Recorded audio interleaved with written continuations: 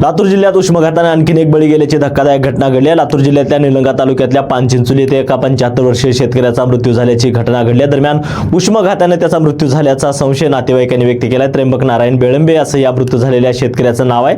आज दुपारी 12:30 ते 1च्या सुमारास ते स्वतःच्या शेतात जनावरांसाठी चारा कापत असताना त्यांना अचानक चक्कर आली आणि ते खाली कोसळले। त्यांना तात्काळ पानचिंचोली येथील प्राथमिक आरोग्य केंद्रात नेण्यात आले, मात्र त्यांचा मृत्यू झाल्याचे डॉक्टरांनी सांगितले। लातूर जिल्ह्यात उन्हाचा पारा वाढत असून दुपारच्या वेळी सुमारे 40 ते 41 अंश सेल्सिअस पर्यंत जात आहे। तर जिल्ह्यात उष्माघाताने यापूर्वी 3 जणांचा मृत्यू झाला असून आजच्या या घटनेमुळे आता ही संख्या 4 वर पोहोचली आहे।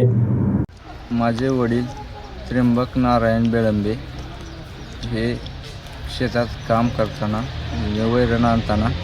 वैरण आणून खाली येऊन पाणी पिऊन खाली बसले आणि जागेवरच त्यांचा चक्कर येऊन मृत्यू झाला।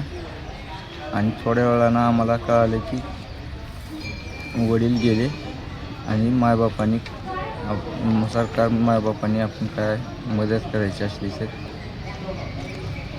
करावी। हे माझे चुलते आहेत त्र्यंबक नारायण बेळंबे, गाव पानचिंचोली, तालुका निलंगा, जिल्हा लातूर। हे शेतामध्ये जनावराला पाणी वैरण करत होते।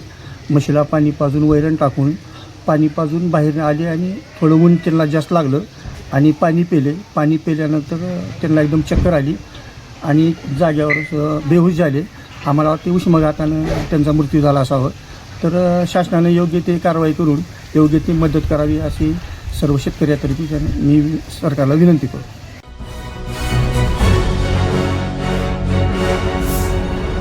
Thanks for watching Ekmat Digital.